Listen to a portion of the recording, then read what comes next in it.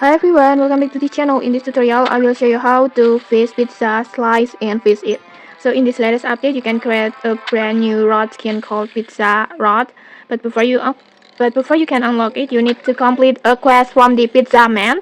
He will ask you to cut 8 pizza slices. Now where do you find them? So pizza slice can actually be fished anywhere around this island, this classic island, so you don't need a specific spot.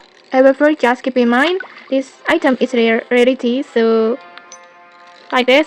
So so make sure you are using a midnight rod and midnight bait to increase your chance to get this pizza slice.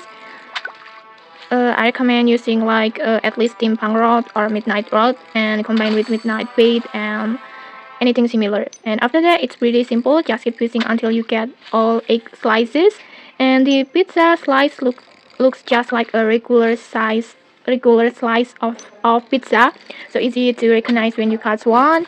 And honestly, I haven't gotten one yet myself in here, but the appearance will looks like this, like the regular slice of pizza. And okay, that's it. If you found this helpful, don't forget to like, comment and subscribe for more tutorials. Thanks for watching and see you.